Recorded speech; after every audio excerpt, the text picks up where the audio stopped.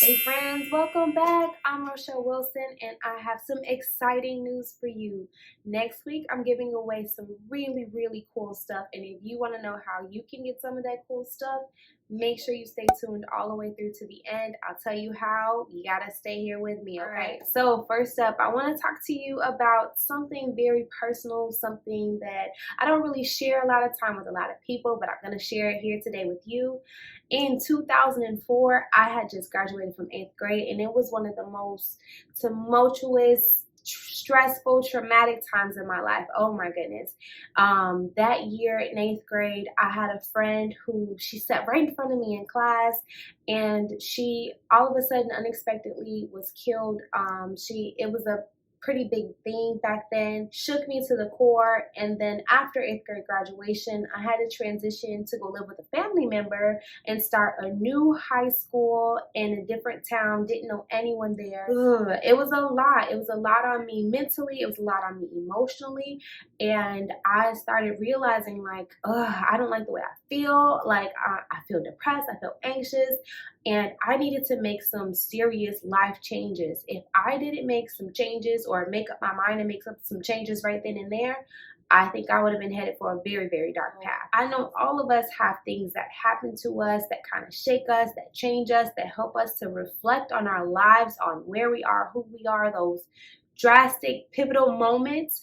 If you're going through like a pivotal moment right now in your life where you just feel like something has to shift, something has to change, something's got to give, so that you can be the best person that you want to be, let me tell you, stick around because I'm going to give you the 4 drastic things that I did in my life. Very small changes, but they transformed my life completely from who I was then to who I am now. So number 1, the first thing I did, I had to change my mindset. There's 2 types of mindsets. You have a fixed mindset and then you have a growth mindset.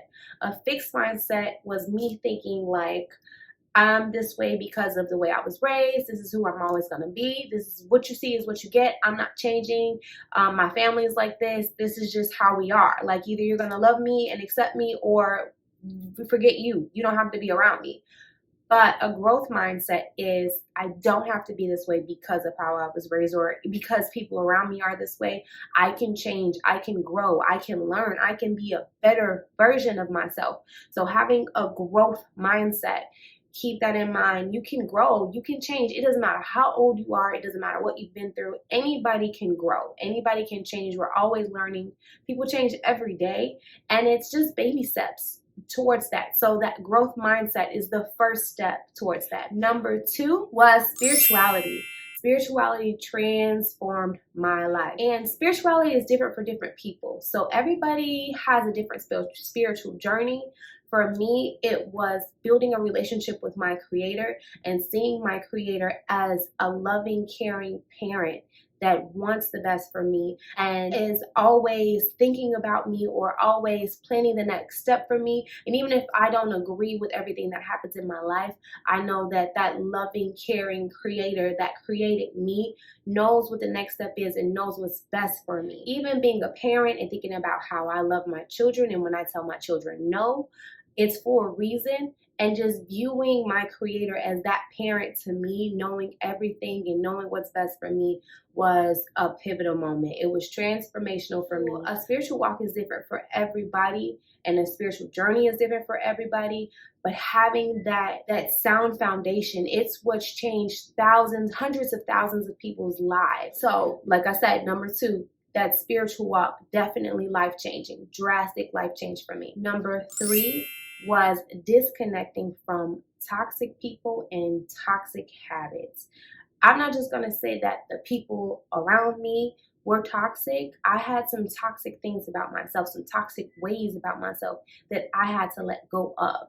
So all of us at some point in our lives, you'll realize that I might not have the healthiest set of friends, or some people that I talk to and spend my time with, they don't really feel like they're making me a better person or helping me to be a better person. If they're tearing you down, if they're not building you up when you are down, if they're not lifting you up and encouraging you, if they talk about you behind your back, if they talk about other people to you, if you don't feel like your best self when you're around them, All of those things and then some are reasons why it's okay to just let go of those people. Just say, you know what, this relationship isn't serving me anymore, and it's nothing against you, but this relationship is toxic for me, and create some space in between you and those people. I've had to do that. If we all do it, at the end of the day, it's only for our own growth and our own elevation. And those small changes, just your circle, who you keep around you, changing the people that you have around you, the voices that you're listening to on a constant basis,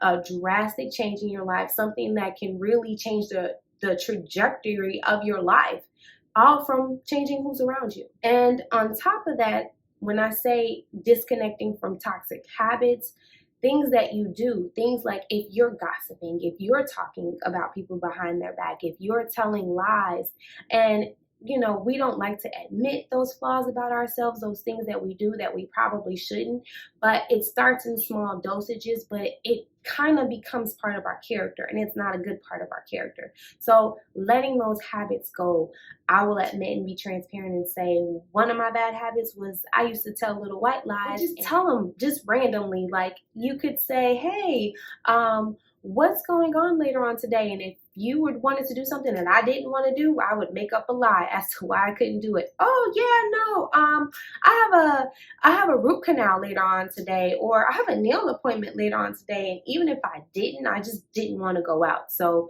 those are little white lies that I told, but they weren't a good habit, a good character trait of mine. Had to let that go. And number 4, being able to love and forgive freely. So those are 2 very, very hard things to do.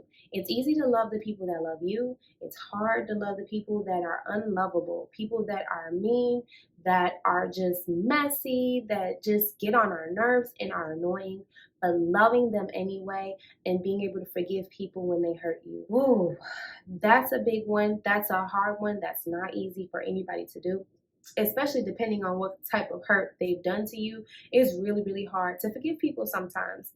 But holding a grudge, being upset with them, being angry at them, honestly, it hurts you more as a person because they're out living their life. They've moved on. They could care less about what they did to you, if they even cared about it in the first place. They really don't think about it. They're not dwelling on it. It doesn't matter to them. So forgiving them, even without an apology, just forgiving them releases that bondage. Just free yourself.